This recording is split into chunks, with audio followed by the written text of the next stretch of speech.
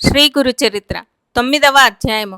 నామధారకుడు గురుదేవుల మహిమ విన్న కొద్దీ వినాలనిపిస్తున్నది స్వామి. తరువాత వారేమి మహిమలు చేశారో వినగోరుచున్నానని ప్రార్థించాడు.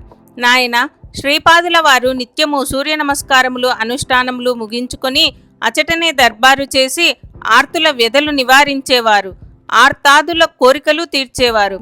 ఆ సమయంలో ఒక రజకుడు స్వామివారికి భక్తితో నమస్కరించి వారు కూర్చుండు స్థలంను శుద్ధి చేసి వారి వస్త్రములను శుద్ధి చేసేవాడు. అతని భక్తికి మెచ్చి ఒకనాడు శ్రీపాదస్వామి, నీవు వచ్చే జన్మలో రాజభోగాలను అనుభవిస్తావురా అని దీవించారు.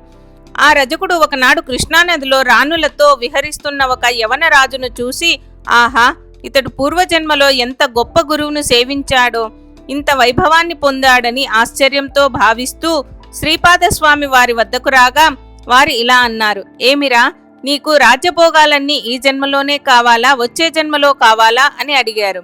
వాడు, స్వామి, ఇప్పుడు నా వయసు చెల్లిపోయింది, వచ్చే జన్మలోనే కావాలి అని, మళ్ళీ తమ దర్శనం కూడా కావాలని అడిగాడు.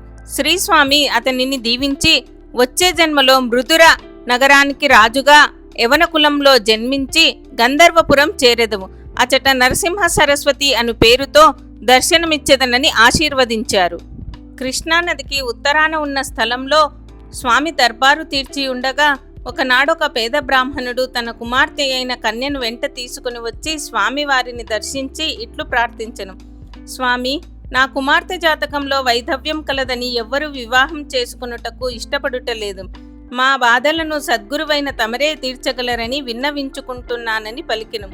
అప్పుడే వచ్చి అక్కడ కూర్చున్న ఒక అనాథ బ్రాహ్మణ్ణి చూపి, స్వామివారు నీ కూతురును ఈ బ్రాహ్మణుకిచ్చి వివాహం ఇక్కడే జరిపించమని ఒక పసుపు కొమ్మను సృష్టించి ప్రసాదించిరి. ఆ కన్యతో, అమ్మ, నీ మాంగళ్యంనకు ఇదే మా రక్ష అని ఆశీర్వదించగా వారికి దర్బారు స్థలంలోనే మరుసటి రోజున వివాహం జరిగింది.